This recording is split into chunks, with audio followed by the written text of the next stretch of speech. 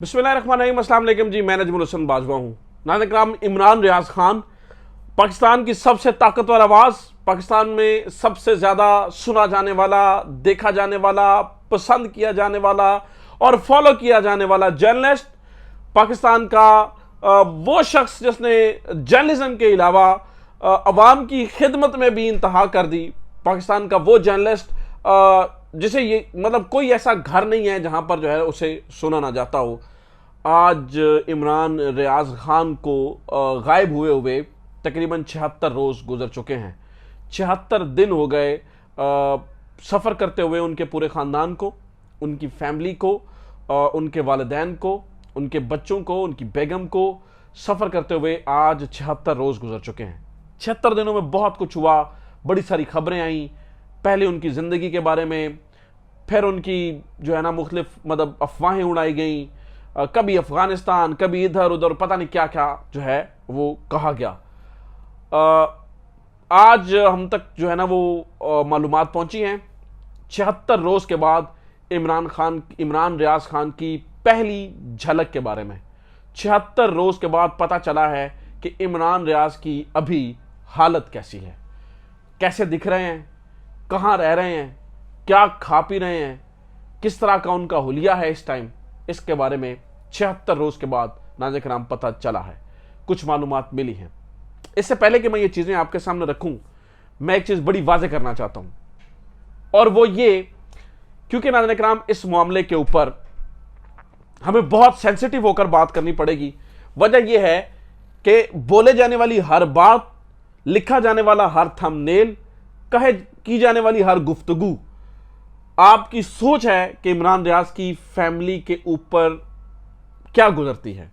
तो लिहाजा मैं बड़ा मुहतात होकर, बड़े एहतियात का दामन हाथ में रखते हुए ये गुफ्तगू करूंगा, क्योंकि और आप तक कुछ फैक्ट्स पहुंचाने की कोशिश करूंगा, क्योंकि हम जो भी कहते हैं, जो भी बोलते हैं, ऑब्वियसली उसका असर इमरान रियाज की जो है वो फैमिली पे पड़ता है।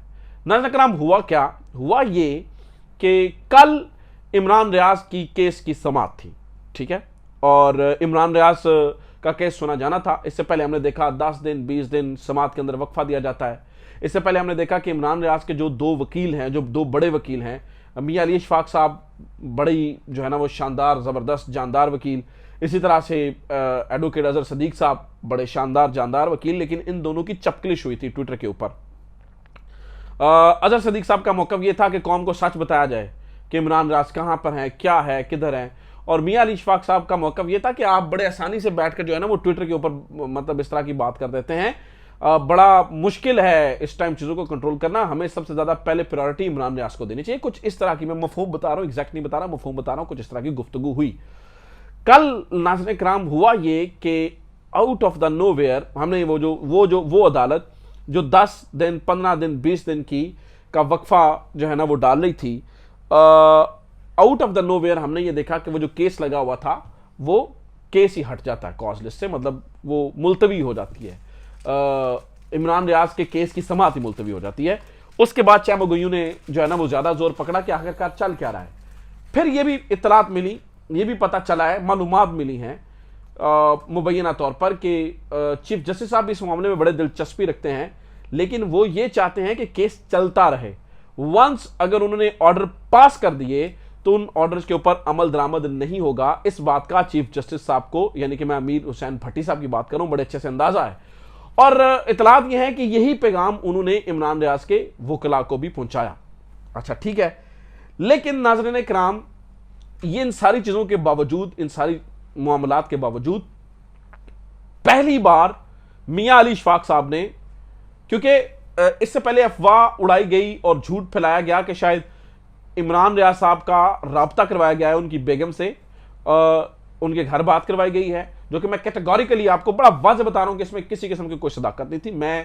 मेरे पास फर्स्ट हैंड इंफॉर्मेशन है उनके फैमिली सोर्स से, मतलब जिनका भी नाम लिया जा रहा है, मेरी सबसे, मैं आपको बड़ा कैटेगोरिकली बता रहा हूं कि बड़ी मैं जो है ना वो बड़े यकीन से कह सकता हूं, क्योंकि मेरे पास खबर है कि उनमें से किसी के साथ कोई बात नहीं करवाई गई। मियां अली इशफाक साहब के बारे में ये सोचा जाता है, कहा जाता है कि उन्हें शायद मालूम है क्योंकि इससे पहले भी वो बता चुके हैं वो खैरियत से हैं, वो खैरियत से हैं, खैरियत से हैं। लेकिन अब जो नाज़रीन किराम मियां अली इशफाक साहब ने एक स्पेस के अंदर जिक्र किया है वो कुछ उस तरह से किया है कि जब भी आप को कैद में रखा जाता है तो ऑब्वियसली जो आपकी हालत होती है वो आइडियल नहीं होती है। ऑब्वियसली जब भी आपको मतलब आपकी मन मंशा मर्जी के बगैर रखा जाता है तो आपकी हालत आइडियल नहीं होती है। लेकिन पता यह चला है कि एंकर इमरान रियाज खान के जो बाल हैं वो बड़े हुए हैं। लगता यह है कि 2-2.5 महीने से यानी कि 76 दिन हो गए उनको शायद हेयर कटिंग की इजाज़त नहीं मिली है या हेयर कट उनका नहीं करवाया गया है। दूसरी जो बात पता चली है वो ये पता चली है कि उनकी दाढ़ी भी बड़ी हुई है, लंबी दाढ़ी है, लंबे बाल हैं। ये मेरी खबर नहीं है, मैंने नहीं देखा है, ना मेरे तक ये मालूमात है। मैं मियां अली इशफाक साहब ने जो एक स्पेस के अंदर कहा है मैं वो गुफ्तगू कोट अनकोट जो है ना वो आपके सामने रख रहा हूं। अली इशफाक साहब हमारे भाई हैं, अगर कोई बात इधर उधर हो जाए तो मैं पहले से माजरत खाऊं, लेकिन कुछ इस तरह की ही मफहूम बता रहा हूं कि गुफ्तगू जो है ना वो रखी गई। उनकी सेहत के बारे में बताया गया है कि वो कमज़ोर हालत में हैं, यानी कि इस तरह कहा गया है कि अगर ये 4 उंगलियां हों तो इनमें से जो ये सबसे छोटी वाली उंगली है, यानी कि 4 उंगलियां रखी जाएं तो उनमें से छोटी वाली उंगली की तरह की उनकी सेहत है। मतलब कहने का मतलब है उन्होंने मेटाफोरिकली इसको कहा, लेकिन सेहत इमरान रियाज खान की कमज़ोर है, वो आइडियल कंडीशन के अंदर नहीं है। उनकी तबीयत जो है सेहत ख़राब है, बाल लंबे हैं, बड़े हुए हैं। मुझे पता है कि ये गुफ्तगू हमारी जो है वो तकलीफ दे होगी इमरान रियाज भाई के घर वालों के लिए, इसलिए मैं इसके ऊपर बात नहीं करना चाह रहा था। लेकिन आवाम तक चूँकि पहुँचाना है, चूँकि अली इशफाक साहब जो हैं वो हमारे बड़े प्यारे भाई जो इमरान रियाज का केस देख रहे हैं वही पहले बता रहे थे कि वो ठीक हैं, तो हम ये कह रहे थे वो ठीक हैं। लिहाजा अभी उन्हीं के मुँह से ये पता चला है तो ये भी आवाम तक जो है माफ़ कीजिएगा पहुँचाना ज़रूरी है। तो उनकी जो हालत है वो ठीक नहीं है। एक तरफ नाज़रीन किराम ये सिचुएशन है, दूसरी तरफ आप ये देखिए क्या ढिठाई, क्या बेशर्मी का लेवल है पाकिस्तान मुस्लिम लीग नून के लीडर्स का। एक तरफ इमरान रियाज जो पिछले 76 दिनों से अपनी फैमिली से दूर है और उनकी फैमिली जिस कर्ब से गुजर रही है उसको बयान करना मुश्किल है, बयान करना नामुमकिन है। एक तरफ यह है, तो दूसरी तरफ क्या कहा जा रहा है और किस तरह से कहा जा रहा है। ख्वाजा आसिफ साहब से पूछा जाता है इमरान रियाज, तो कहते हैं कौन इमरान रियाज? हाँ वो एक यूट्यूबर है। वज़ीर दिफा साहब कहते हैं तो बाकी भी तो लोग इस वक्त मिसिंग है, उनके बारे में आप क्यों नहीं पूछते? यानी यूट्यूबर उनकी नजर में एक गाली है, यूट्यूबर होना मतलब उनकी नजर में एक गाली है। मैं यूट्यूबिंग करता हूं नाज़रीन किराम, मैं एक यूट्यूबर हूं, मुझे फख्र है कि मुझे इसलिए फख्र है यूट्यूबर होने के ऊपर कि मेरे मुंह के ऊपर सेठ का ठप्पा नहीं है। मुझे टॉक शो से पहले यह नहीं बताया जाता कि यह बोलना है, यह नहीं बोलना। मुझे टॉक शो के दरमियान इंस्ट्रक्शंस नहीं आती कान में लगी हुई है या एफबी के ऊपर कि सेठ कि ये बात सेठ साहब को बुरी लगी है, इसे खत्म करो। मुझे यह नहीं बताया जाता कि इस मामले को उठा देना है, उस मामले को गिरा देना है। मेरा ज़मीर फैसला करता है कि मैंने क्या कहना है, क्या बोलना है, क्या नहीं बोलना है। मेरा ज़मीर फैसला करता है। तो बताइए कि यूट्यूबर होना ज्यादा गैरतमंद है या ये कोई गाली की बात है?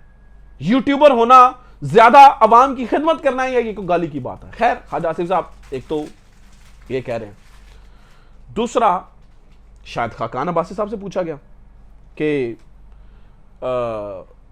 इमरान रियाज, तो कहते हैं कौन इमरान रियाज? मैं नहीं जानता। हालांकि मौसूफ आपको पता है कि 1-to-1 प्रोग्राम के अंदर भी बैठ चुके हैं। अच्छा, फिर आपको याद होगा कि इससे पहले मरियम औरंगजेब साहिबा से पूछा गया था इमरान रियाज, तो उन्होंने कहा था जी कौन जर्नलिस्ट इमरान रियाज? हाँ एक शहरी है ज़रूर गायब, यानी कि शहरी है, चलो मैं मान जाता हूँ, आप उसे जर्नलिस्ट नहीं मानते हैं, ठीक है। सारे जो लोटे लाटे हैं जिनको आप टोकरियाँ भेजते हैं वो आपकी नज़र में जर्नलिस्ट हैं, और जो हक सच की बात करता है वो आपकी नज़र में जर्नलिस्ट नहीं है। कोई बात नहीं है, आपने ठप्पा लगाना है लगा दे, आपने मोहर लगानी है लगा दे। खुदा के वास्ते उसे एक आम शहरी समझते हुए मैं हुकूमत वक्त से दरख्वास्त करूँगा, खुदा के वास्ते उसे एक आम शहरी समझते हुए उसे घर वालों से मिला दे। अब जो नया बयानिया घड़ा जा रहा है नाज़रीन किराम, वो पता क्या है? वो ये है कि इमरान रियाज बजाते खुद छुपा हुआ है, क्योंकि ख्वाजा आसिफ साहब ये कह रहे हैं बहुत सारे लोग छुप सकते हैं, छुपे हुए हैं। ये गिलगित बल्तिस्तान में अभी गवर्नमेंट बदली है ना, पता चल जाएगा आपको, बहुत सारे लोग निकलेंगे वहां से, ठीक है। यानी कि इस हद तक जो है वो नाज़रीन किराम बात की जा रही है कि शायद वो खुद जो है वो छुपे हुए हैं, ठीक है। और ये कहानी है, लेकिन सिचुएशन आइडियल नहीं है, सूरत हाल आइडियल नहीं है, और इसका नुकसान नाज़रीन किराम देखे हो रहा है, दिन ब दिन हो रहा है। इमरान रियाज का गायब रहने से चीज़ें देखें फिर मुख्तलिफ तरफ जा रही हैं। अब मैं आपके सामने रखूं तो छोटे छोटे बच्चे नाज़रीन किराम मुंह पे पट्टियां लगा के, अभी नया ट्विटर के ऊपर ट्रेंड बता रहा हूं आपको, छोटे छोटे बच्चे मुंह पर पट्टियां लगाते हैं, आंखों पर पट्टियां बांधते हैं, और वो इमरान रियाज की तकरीरें लगाकर टिकटॉक्स बना रहे हैं, ठीक है। वो टिकटॉक बनाते हुए नजर आते हैं। फिर ऐसे मामले को कैसे रोका जाएगा? फिर ऐसी सिचुएशन को जनाब हुजूर मोहतरम इज्जत माब आप कैसे डील करेंगे? आप फिर किस तरह से जो है ना वो चीज़ों को डील करेंगे? चीज़ें जो है ना वो फिर आउट ऑफ कंट्रोल हो जाती हैं। तो एक तरफ नाज़रीन किराम कहानी ये है, एक तरफ मामला ये है और चीज़ें ये हैं। दूसरी तरफ नाज़रीन किराम आज इमरान खान मुख्तलिफ केसेस के अंदर पेश हुए हैं। आज सुप्रीम कोर्ट से बड़ी जो है ना वो एक उम्मीद थी इमरान खान की कि वो उन्हें रिलीफ मिल जाएगा, लेकिन जुज़वी रिलीफ मिला है। रिलीफ भी इस तरह का कि हाई कोर्ट के ऊपर ये प्रेशर ज़रूर आया, इस्तदा चुके मुस्तरद कर दी गई, हाई कोर्ट के ऊपर ये ज़रूर प्रेशर आया कि ये फैसला जल्द अज जल्द करें, लेकिन जज जो हुमायूं दिलावर साहब हैं वो मुझे लगता है इतने बाइस्ड हो चुके हैं, इतने अब तो खुलेआम कहना चाहिए, इतने बाइस्ड हो चुके हैं कि वो दिन ब दिन जो है ना वो एक तरफा फैसले जो है ना वो दिए जा रहे हैं। इससे पहले आपने शट अप वाली कहानी भी सुनी कि किस तरह से उन्होंने वकील को शट अप कह दिया, फिर वकीलों ने आगे से शट अप कह दिया। इस तरह के मामलात में तो चुके हैं, देखें हम कवर करते हैं कोर्ट को, अक्सर जो है ना वो वकील फिर बिफर कर और भी इकदाम उठा देते हैं।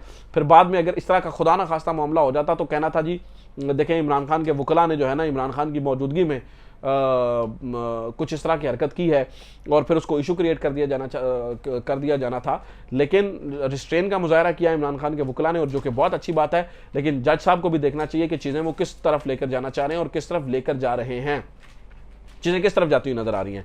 तो सुप्रीम कोर्ट वाला मामला तो आज नहीं हुआ, इसके अलावा इमरान खान और काफ़ी सारे केसेस के अंदर जो है वो पेश हुए। तकरीबन 21 केसेस की इमरान खान की जो है ना वो समाअत थी, जिनमें से जो है ना वो 3 ATC के केस थे, 2 नैब के, 1 बुशरा बीबी का नैब का केस, 8 केसेस डिस्ट्रिक्ट कोर्ट में, 1 केस बीबी का तोशाखाना डिस्ट्रिक्ट कोर्ट में, 8 केसेस हाई कोर्ट में, और फिर इमरान खान की सिक्योरिटी को लेकर जो है ना वो भी बात की गई थी। तो काफ़ी सारे जो है ना वो केसेस आज हुए हैं।